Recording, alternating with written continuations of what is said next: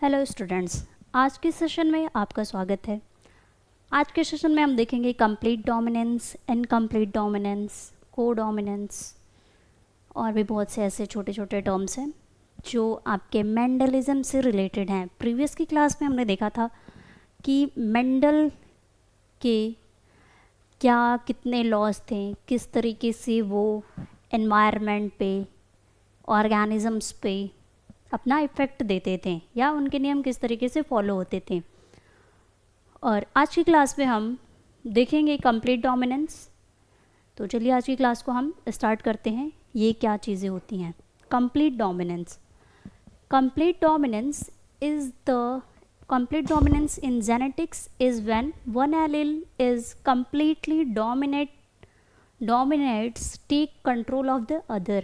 An allele is a version of a gene. Complete dominance में कहा जा सकता है कि ये एक ऐसे जेनेटिक्स या जीन्स होते हैं, जीन्स के इफ़ेक्ट होते हैं जो कि एक दूसरे जीन के इफ़ेक्ट को पूरी तरीके से ढक देते हैं, उसको कवर कर देते हैं, उसके ऊपर अपना प्रभाव डाल देते हैं। इस तरीके के जीन्स को या इस तरीके के प्रभाव को जिससे कि दूसरे जीन का प्रभाव पूरी तरीके से छिप जाए, ऐसे प्रभाव को हम कहते हैं complete dominance.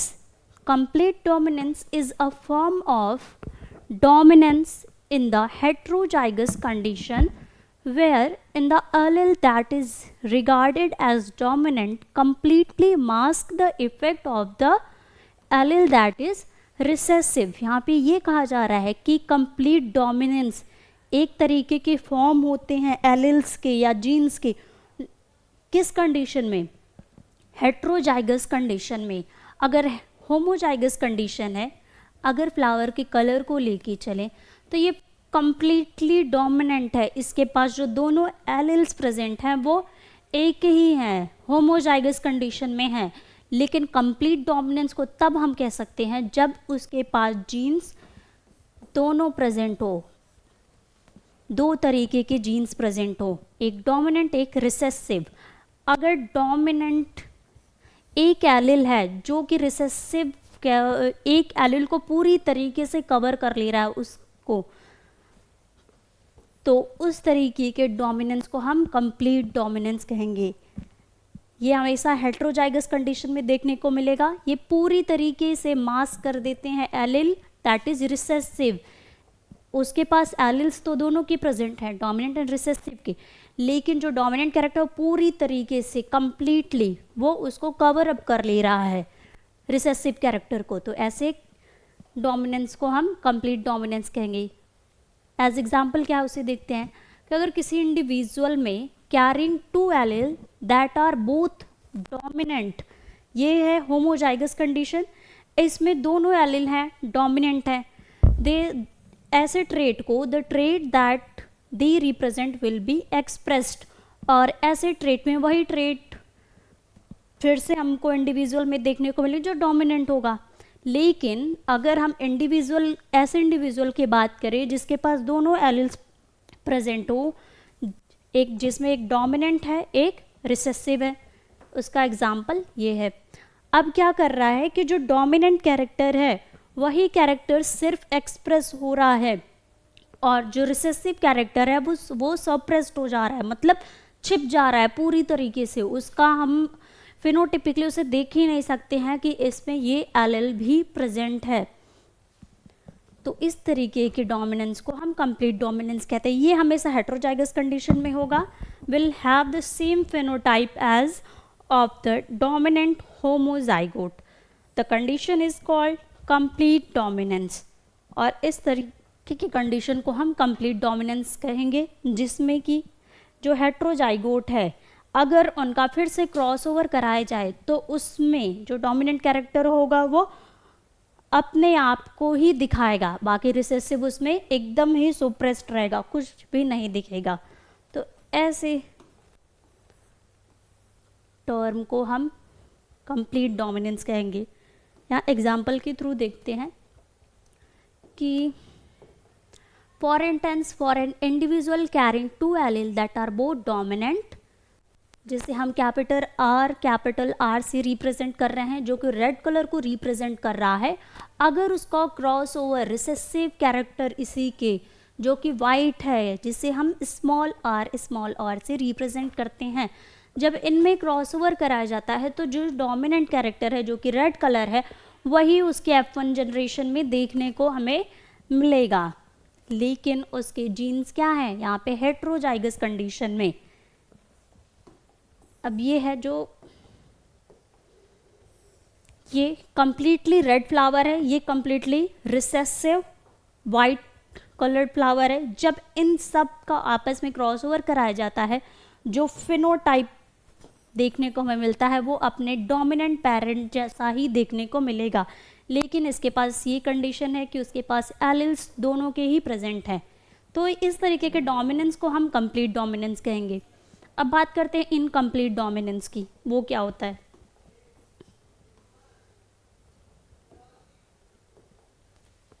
इनकम्प्लीट डोमिनेंस, कभी कभी आपने देखा होगा कि जो हमारे अंदर कैरेक्टर्स हमें मिलते हैं वो कुछ हमारे पेरेंट्स से, मदर से और फादर से, दोनों से मिलते हैं।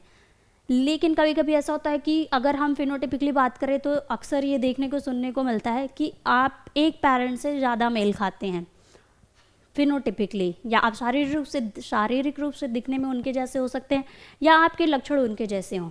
कभी कभी उन दोनों के कॉम्बिनेशन देखने को मिलते हैं। तो ये चीज़ें कहाँ से आती हैं? जीन्स के थ्रू। तो इसी बेस पे हमारा कंप्लीट डोमिनेंस, इनकम्प्लीट डोमिनेंस भी है। चलिए उसे देखते हैं क्या है।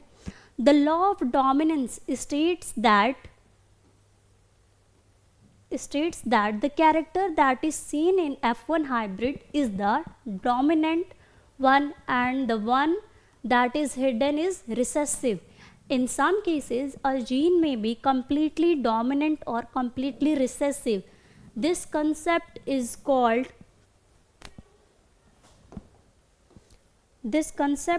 called incomplete dominance. In such cases, the F1 hybrid exhibit an intermediate expression of both genes. Incomplete dominance में क्या होता है, अभी तक हम पढ़ते आए हैं जो डोमिनेंट कैरेक्टर है वो रिसेसिव कैरेक्टर को छिपा दे रहा है और सिर्फ हमें देखने को क्या मिल रहा है, डोमिनेंट कैरेक्टर। इनकम्प्लीट डोमिनेंस में क्या होगा कि जो ना ही हमें रिसेसिव कैरेक्टर देखने को मिलेगा ना ही डोमिनेंट कैरेक्टर, इन दोनों के बीच के एक कैरेक्टर, नया कैरेक्टर देखने को मिलेगा। इन दोनों के बीच जो आपस में मिक्स करने के बाद जो कैरेक्टर आएगा उसे हम इनकम्प्लीट डोमिनेंस कहेंगे। मतलब ना रिसेसिव जीन ना डोमिनेंट जीन कोई भी एबल नहीं होगा अपने आप को पूरी तरीके से एक्सप्रेस करने पे। तो इस तरीके के डोमिनेंस को हम कहेंगे इनकम्प्लीट डोमिनेंस, और इन दोनों का रिजल्ट क्या होगा, उसका intermediate expression. Incomplete dominance can be defined, इसके डेफिनेशन की बात करें तो incomplete dominance can be defined as the inability of the dominant gene to the completely mask the expression of the recessive gene। कह रहा है कि इनकम्प्लीट डोमिनेंस क्या है, एक तरीके की अयोग्यता है, इनेबिलिटी है, जिसमें जो डोमिनेंट जीन होता है वो रिसेसिव जीन को पूरी तरीके से मास्क नहीं कर पाता, कवर नहीं कर पाता, और उसके बाद जो कैरेक्टर देखने को मिलेगा उसे हम कहेंगे इनकम्प्लीट डोमिनेंस। इस केस में क्या होता है, in case of incomplete dominance the F1 generation hybrid will show a phenotype character that is intermediate between the two contrasting character. अब F1 हाइब्रिड में जो कैरेक्टर देखने को मिलेगा वो क्या होगा, ना ही अपने रिसेसिव पेरेंट जैसा ना ही डोमिनेंट पेरेंट जैसा, उसमें एक ऐसा कैरेक्टर देखने को मिलेगा जो कि उन दोनों के बीच का होगा। Thus expression of both genes are seen resulting in an intermediate phenotypic trait। और इसके रिजल्ट में हमें क्या देखने को मिलेगा, जो जीन है वो उन दोनों के बीच का एक इंटरमीडिएट फिनोटाइप। इसमें जीनोटिपिकली ये तो अलग रहेंगे ही F1 जनरेशन में, लेकिन ये फिनोटाइप भी अलग तरीके से होंगे। ऐसे समझ सकते हैं कि अगर रेड कलर है ये 100% pure red colour dominant character है। अब इसका क्रॉसओवर रिसेसिव कैरेक्टर जो कि वाइट कलर को कैरी किए हैं। अब इन दोनों का जब क्रॉसओवर कराया जाएगा तो जो कैरेक्टर देखने को मिलेगा वो ना तो रेड होगा डोमिनेंट पेरेंट जैसा, ना ही वाइट रिसेसिव पेरेंट जैसा। ये एक इंटरमीडिएट कलर, अगर रेड एंड वाइट को हम मिक्स करेंगे तो हमें जो कैरेक्टर जो फिनोटाइप देखने को मिला वो होगा पिंक कलर का फ्लावर। अगर रेड और वाइट को हम मिक्स कर दें तो जो उसका इंटरमीडिएट कलर देखने को मिलेगा वो होगा पिंक कलर। इसी तरीके से इनकम्प्लीट डोमिनेंस में भी है, ना ही हमें रिसेसिव कैरेक्टर देखने को मिल रहा है ना ही डोमिनेंट कैरेक्टर, उन सब के बीच का एक इंटरमीडिएट कैरेक्टर नया एक्सप्रेस हो रहा है, तो उसे हम कहेंगे इनकम्प्लीट डोमिनेंट, जो कि है पिंक कलर का। इसकी स्टडी मिराबिलिस जलापा नाम के एक प्लांट में की गई थी। इसमें क्या है कि plant bear red flower that are thought to be the dominant over the white flowers. Mirabilis jalapa में रेड कलर के जो फ्लावर हैं उसको हम डोमिनेंट लेके चलते हैं, जो कि वाइट फ्लावर को रिसेसिव। अब इसमें क्या होगा, जब इन दोनों का क्रॉसओवर कराया जाएगा, the gene for red flower is represented by ये capital R and the gene white flower is represented by small R. अब इन सब में जब क्रॉसओवर कराया जाएगा तो जो रिजल्ट मिलेगा हमें वो उन दोनों के बीच का होगा, मध्य का होगा। In simple monohybrid cross, a plant bearing red flower is crossed with a plant bearing white flower. अब इन सब को जब क्रॉस ओवर कराया जाता है जो कि रेड एंड वाइट फ्लावर के प्लांट हैं, तो उसमें जो जनरेशन हमें देखने को मिलेगी, F1 generation will consist of bearing pink flower. Dominance के लॉ के अकॉर्डिंग हमें रेड कलर के फ्लावर देखने को मिलने चाहिए थे, लेकिन यहाँ पे पिंक कलर का दिख रहा है। तो मतलब ये कह रहा है कि कभी कभी ऐसी घटना भी होती है कि जिसमें डोमिनेंट कैरेक्टर और रिसेसिव कैरेक्टर दोनों अपने आप को एक्सप्रेस नहीं कर पाते हैं। ऐसे कंडीशंस में तब उनका इंटरमीडिएट कैरेक्टर हमें देखने को मिलेगा। अब ये क्या है, this is against the law of dominance. अब ये डोमिनेंस के लॉ को फॉलो नहीं कर रहा है, ये उसके एकदम विपरीत है। where the only dominant trait is supposed to be expressed and other trait which is recessive is hidden। अब इनके नियम के अकॉर्डिंग जो डोमिनेंट कैरेक्टर था वही दिखना चाहिए था, लेकिन इसमें ऐसा नहीं हो रहा है। अब यहाँ पे पिंक कलर के फ्लावर इंडिकेट कर रहे हैं कि जो जीन है red flower was not completely dominant over the gene of white flower. अब इसके जो जीन है वो पूरी तरीके से अपना प्रभाव नहीं दिखा पा रहे हैं किस पे, वाइट फ्लावर्स पे। जो रेड फ्लावर के जीन्स हैं वो पूरी तरीके से अपना प्रभाव उस पर नहीं दिखा पा रहे हैं, तो ये इनकम्प्लीट है। The recessive gene R is not completely recessive and can not be completely masked by the gene R, that is incomplete dominance. या फिर ये भी कह सकते हैं जो रिसेसिव कैरेक्टर है वो पूरी तरीके से रिसेसिव नहीं है, वो क्या है, पूरी तरीके से रिसेसिव नहीं है और डोमिनेंट कैरेक्टर के द्वारा अपने आप को उस कवर भी नहीं कर पा रहा है डोमिनेंट कैरेक्टर। तो इस तरीके के डोमिनेंस को, इस तरीके के प्रभाव को हम कहेंगे अपूर्ण प्रभाविता, incomplete dominance. When the F1 plant undergo the self-pollination,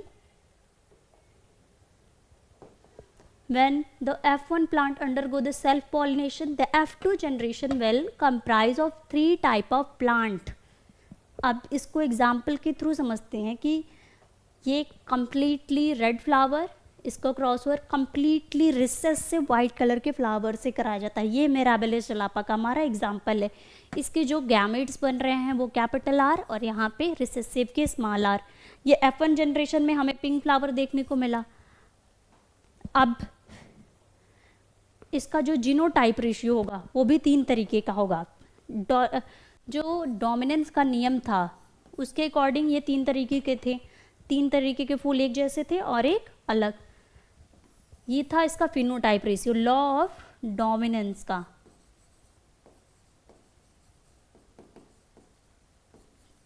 अब इसमें क्या है, इनकम्प्लीट डोमिनेंस में सेम प्रोसीजर आगे ले जाते हुए इसमें देखने को मिलेगा कि यहाँ पे हमें इसका फिनोटाइप रेशियो भी 1:2:1 देखने को मिलेगा, क्योंकि अब इसका जब क्रॉस ओवर कराया जाएगा तो रेड फ्लावर ये कम्प्लीटली अपने पेरेंट जैसा है, और एक वाइट फ्लावर ये दोनों कम्प्लीटली एक रिसेसिव एक डोमिनेंट है, और ये ना रिसेसिव देखने के जैसा मिल रहा है ना ही डोमिनेंट के जैसा, ये इसके इंटरमीडिएट का कलर है जो कि पिंक कलर के फ्लावर को रिप्रेजेंट कर रहा है। तो F2 जनरेशन में the F2 generation comprises of plant bearing red flower, pink flower and white flower is the ratio of 1:2:1, और इनकम्प्लीट डोमिनेंस पे जो F2 जनरेशन में हमें रेशियो देखने को मिलेगा वो होगा 1:2:1 का। तो ये था हमारा इनकम्प्लीट डोमिनेंस। साथ ही साथ एक टर्म और यूज़ होता है, कभी कभी आपने देखा होगा कि डोमिनेंट कैरेक्टर और रिसेसिव कैरेक्टर का जब क्रॉस ओवर कराया जाए तो डोमिनेंट कैरेक्टर भी शो हो और रिसेसिव कैरेक्टर भी, तो इस तरीके के प्रभाविता को हम कहेंगे सप्रभाविता।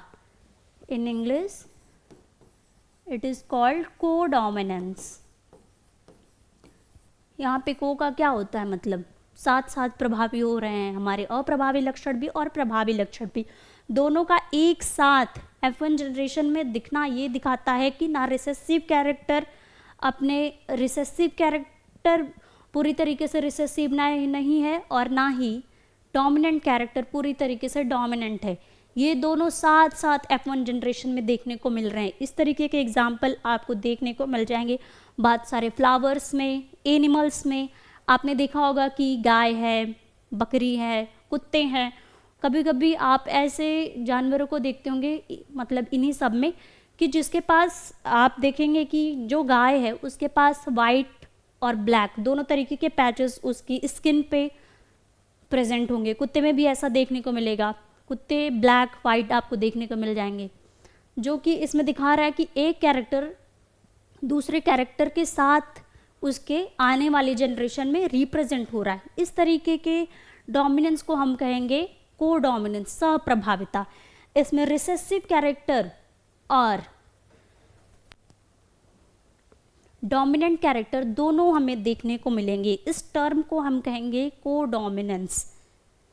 ये भी मेंडल के नियम का एक एक्सेप्शन है कि कोई भी जीन ना ही रिसेसिव है ना ही डोमिनेंट है, वो दोनों साथ साथ अपनी आने वाली जनरेशन में देखने को मिल रहे हैं। तो ऐसे डोमिनेंस को हम कहेंगे कोडोमिनेंस।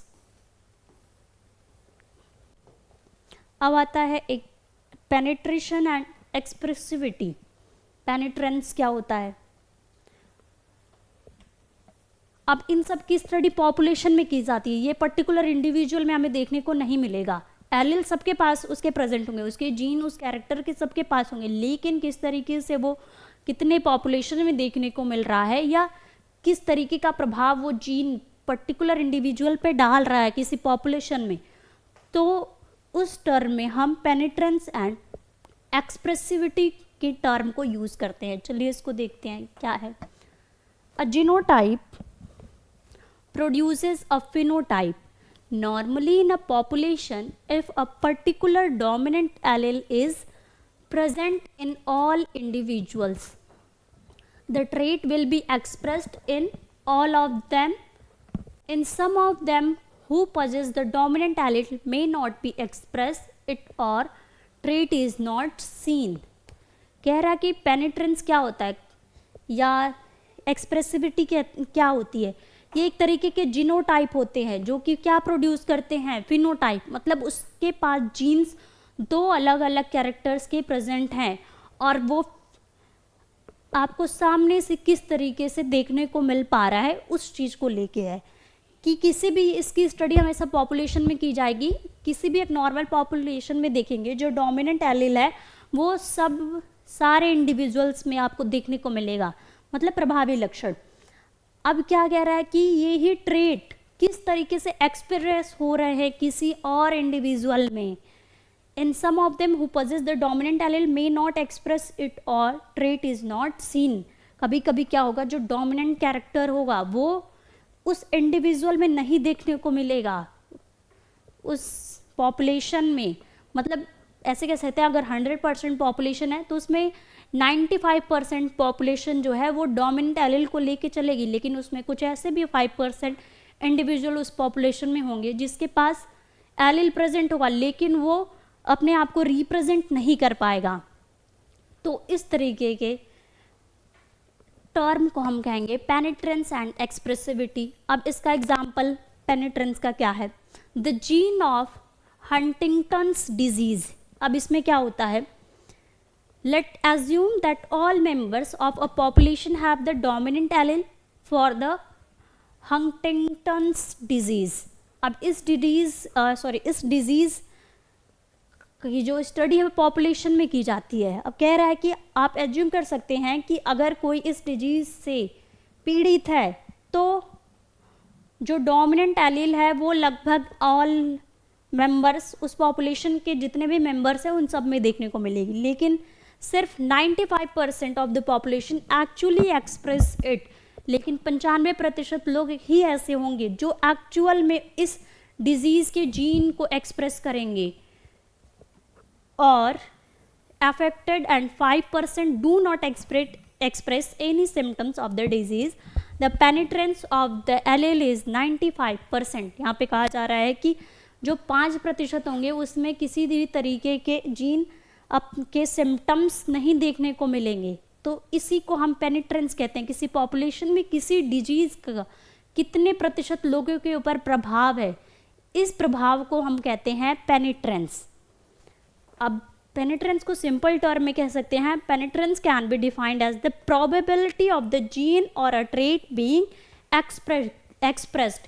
किसी पॉपुलेशन में किसी जीन या ट्रेट की क्या संभावना है, उस पॉपुलेशन में कितनी प्रतिशत संभावना है, उसे ही हम पेनिट्रेंस कहेंगे. Penetrance can be defined as the probability of gene or trait being expressed. यही प्रोबेबिलिटी है जीन या ट्रेट की जो कि एक्सप्रेस हो रही है 100% पॉपुलेशन में. जितने परसेंट पॉपुलेशन में एक्सप्रेस हो रही है उतने परसेंट पॉपुलेशन क्या है, उस डिजीज से पेनिट्रेंस है. In spite of the presence of dominant allele a phenotype may not be present और एक्सप्रेस्ड. और जितने नहीं बचे रहेंगे डोमिनेंट एलील के प्रेजेंट होने के बावजूद, उसी को हम कहेंगे penetrance. As example polydactyly in humans. देखे होंगे बहुत से ऐसे इंडिविजुअल्स ह्यूमंस आपको देखने को मिल जाएंगे जिसके हाथ में भी 6 उंगलियां होती हैं, पैर में भी 6 उंगलियां होती हैं, या कुछ नेल्स में डिफॉर्मिटीज होती हैं. तो ये भी हमारा एक पेनिट्रेंस का एग्जाम्पल है. पॉलीडेक्टाइली इन ह्यूमंस मतलब कि एक्स्ट्रा फिंगर्स का होना हाथों में, पैरों में, ये भी हमारे पेनिट्रेंस का एग्जाम्पल है. A dominant allele produces polydactyly in humans, but not all humans with the allele display the extra digits. कह रहा है कि जो polydactyly है humans में, जिसमें हाथों में या पैरों में आपको अलग अलग एक्स्ट्रा फिंगर्स देखने को या पैरों में एक्स्ट्रा टोज देखने को मिल जाएंगे. लेकिन ऐसा कब होता है, ये इसके जो एलिल्स हैं वो डोमिनेंट हैं, लेकिन वो सब पे अपना डोमिनेंट को, अपने डोमिनेंट कैरेक्टर को नहीं एक्सप्रेस कर पाएंगे. कुछ ही इंडिविजुअल्स होंगे जिसमें ही आपको ये इस तरीके के केसेस देखने को मिलेंगे. अब इसी के बेस पे हमारा कंप्लीट और इनकम्प्लीट पेनिट्रेंस होता है. अब ये क्या है, इसे भी देखते हैं. कंप्लीट पेनिट्रेंस क्या होगा, if all individual of a population who possess the gene or genes the trait is called complete penetrance. ऐसे इंडिविजुअल जिसके पास जो इस डिजीज के, किसी डिजीज के या पॉलीडेक्टाइली के जो जीन्स हैं वो सब में प्रेजेंट है, 100% प्रेजेंट है, तो इस तरीके के पेनिट्रेंस को, मतलब उसके आने वाली जनरेशन में भी हमें इसी तरीके के केसेस देखने को मिल रहे हैं. तो इस तरीके के पेनिट्रेंस को हम कहेंगे कंप्लीट पेनिट्रेंस, मतलब जीन का जो प्रभाव है पूरी तरीके से लागू है उस इंडिविजुअल पे। इनकम्प्लीट पेनिट्रेंस में क्या होगा और रिड्यूस पेनिट्रेंस में, it means the genetic trait is expressed in only one part of the population. अब इनकम्प्लीट पेनिट्रेंस क्या होगा, जीन्स तो उसके सबके पास प्रेजेंट है लेकिन कुछ ही पॉपुलेशन में वो देखने को मिलेगा, बाकी के कुछ पोर्शन के पॉपुलेशन में उसके जीन्स अपने आप को नहीं एक्सप्रेस कर पाएंगे। तो इस तरीके के पेनिट्रेंस को हम रिड्यूस्ड या फिर इनकम्प्लीट पेनिट्रेंस कहते हैं, मतलब उसका प्रभाव पूरी तरीके से उस पॉपुलेशन में नहीं पड़ रहा है।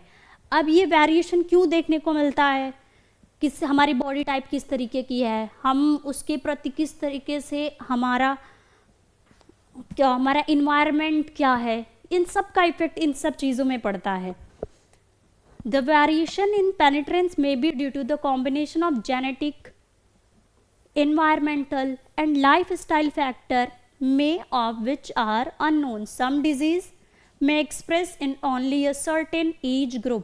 कह रहा है कि कुछ ऐसे डिजीज होते हैं जो एक सर्टेन एज में ही देखने को मिलते हैं, हर एज में वो डिजीज़ या वो जो चीज़ें हैं वो नहीं देखने को मिलेंगी। अब ये अफेक्ट किस तरीके के लोगों को करता है, या फिर जो स्ट्रांगली पूरी तरीके से स्वस्थ है उसके ऊपर उस जीन का प्रभाव थोड़ा कम पड़ेगा, या जिसके अंदर किसी भी तरीके की कमी है, उसका न्यूट्रिशन अच्छी तरीके से नहीं हो रहा है, तो उसमें इन सब के जो जीन के एक्सप्रेशन है वो ज़्यादा संभावी हो जाते हैं कि ये ज़्यादा प्रभावी होंगे। कह रहा है अब इसके कॉम्बिनेशन ये हमारा जेनेटिक कॉम्बिनेशन की वजह से भी हो सकता है, पॉलीडेक्टाइली या हंटिंगटन्स डिजीज़। इन्वायरमेंटल फैक्टर भी हो सकते हैं जो कि उसके जेनेटिक कॉम्बिनेशन को इफ़ेक्ट करते हैं। हमारी लाइफ स्टाइल भी हो सकती है जो कि हमारे जीन्स को बहुत ही ज़्यादा इफ़ेक्ट करती है। तो इस तरीके के फैक्टर्स होते हैं जो कि पेनिट्रेंस और एक्सप्रेसिविटी को इफ़ेक्ट करने का काम करते हैं। तो ये था हमारा पेनिट्रेंस। अब बात करते हैं एक्सप्रेसिविटी की, ये क्या चीज़ होती है। Expressivity refers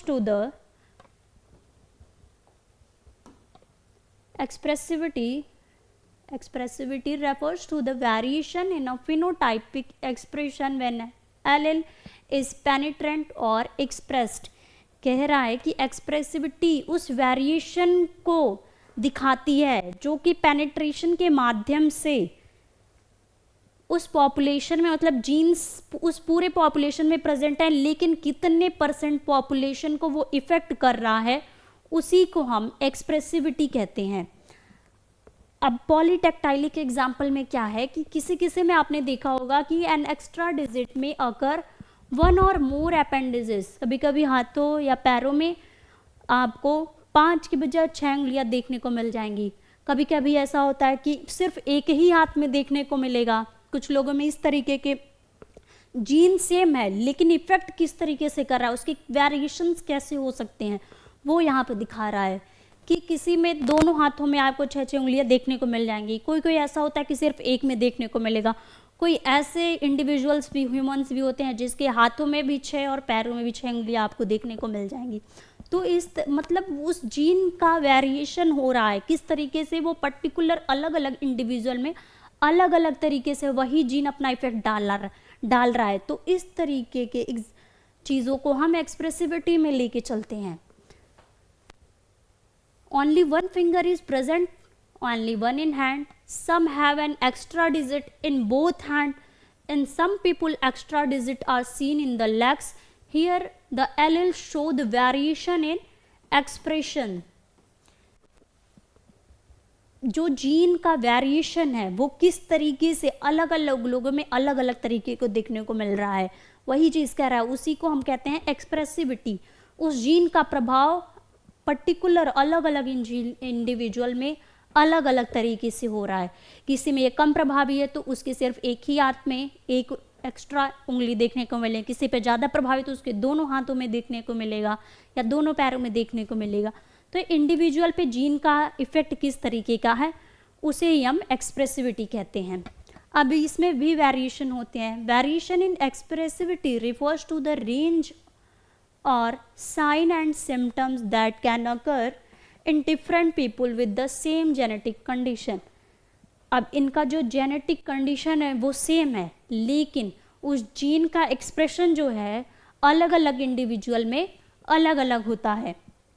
इसे ही हम वेरिएशन ऑफ एक्सप्रेसिविटी कहते हैं. उस जीन का जो प्रभाव पड़ रहा है वो अलग अलग किस तरीके से अपने आप को वैरी करके दिखा रहा है, इसे ही हम वेरिएशन इन एक्सप्रेसिविटी कहते हैं. इन different reduced penetrance, like reduced penetrance, variation in expressivity is probably caused by the combination of genetic, environmental, lifestyle factor, most of which not been identified. और इसे भी इफेक्ट करने के लिए अलग अलग कंडीशन होते हैं कि इसकी, जैसे हम लोग रिड्यूस पेनिट्रेंस पढ़े हैं कि उसमें जीन का प्रभाव कम हो जाता है, वो कम लोगों को भी देखने को मिलता है. उसी तरीके से इसका जो वेरिएशन है वो भी हमारे जेनेटिक कॉम्बिनेशन के इफ़ेक्ट के कारण, हमारे इन्वायरमेंट, हमारी लाइफ स्टाइल या बहुत से ऐसे फैक्टर होते हैं जो कि अभी तक आइडेंटिफाई नहीं हो पाते हैं. बहुत से ऐसे फैक्टर हैं जो कि क्या करते हैं, इफ़ेक्ट डालते हैं कि जीन का वेरिएशन किस तरीके से अलग अलग इंडिविजुअल में होता है. तो इसे ही हम कहते हैं expressivity. If the digit can be full size or just a stub, the allele has reduced penetrance as well as variable expressivity. कह रहा है कि अगर जो डिजिट, उंगलियों के जो 5 उंगलियां उसके साथ जो छोटी उंगली है वो फुल साइज या कुछ फुल साइज या फिर कभी कभी देखे होंगे सेम देखने को मिलेगी उंगली, लेकिन कभी कभी उसमें देखेंगे आपको बोन्स नहीं देखने को मिलेगी, वो पर्टिकुलर एज ए मास देखने को मिलेगी. तो उसे कहते हैं कि रिड्यूस पेनिट्रेंस की तरह जो एक्सप्रेसिविटी है वो भी वेरिएबलिटी शो करती है, विभिन्नता शो करती है, अलग अलग पर्टिकुलर पे अलग अलग देखने को मिलेगी. तो आज की क्लास में हम पढ़े हैं कि कंप्लीट डोमिनेंस क्या होता है. सिंपल टर्म में देखा जाए तो कंप्लीट डोमिनेंस उसे कहेंगे जिसमें एक जीन दूसरे जीन के प्रभाव को पूरी तरीके से कवर कर देता है. ये हमारा लॉ ऑफ डोमिनेंस के नियम के अकॉर्डिंग चलता है, इसे हम कंप्लीट डोमिनेंस कहेंगे. अब बात करते हैं इनकम्प्लीट डोमिनेंस. अगर दो अलग अलग एलील को लेके जब क्रॉस ओवर कराया जाता है तो उसमें जो डोमिनेंट कैरेक्टर है और जो रिसेसिव कैरेक्टर है, अगर उन दोनों की जीन्स आपस में मिक्स होके एक नया फिनोटाइप देते हैं तो उस तरीके के डोमिनेंस को हम कहेंगे इनकम्प्लीट डोमिनेंस. ना ही वो रिसेसिव जैसा होगा, ना ही अपने डोमिनेंट पेरेंट जैसा, उनके बीच का कैरेक्टर देखने को मिलेगा, तो इसे हम इनकम्प्लीट डोमिनेंस कहेंगे. एज एग्जाम्पल समझ सकते हैं, अगर रेड कलर का फ्लावर वाइट कलर के फ्लावर से उसका क्रॉस ओवर कराया जाए तो जनरेशन हमें देखने को मिले वो पिंक कलर के फ्लावर की होगी. इसे हम कह सकते हैं कि उन दोनों के बीच क्या इंटरमीडिएट कलर है, ये है इनकम्प्लीट डोमिनेंस. लास्ट में हमारा को डोमिनेंस में क्या होता है कि रिसेसिव और डोमिनेंट कैरेक्टर दोनों ही अपने आप को एक्सप्रेस करते हैं. इस तरीके के डोमिनेंस को कहेंगे हम को डोमिनेंस. ये को डोमिनेंस और इनकम्प्लीट डोमिनेंस मेंडल का जो पहला नियम था लॉ ऑफ डोमिनेंस, उसका एक एक्सेप्शन है. और साथ में हम देखें ह्यूमंस में ये एक्सेप्शन किस तरीके के देखने को मिलेगा, उसमें हम पढ़े हैं पेनिट्रेंस एंड एक्सप्रेसिविटी.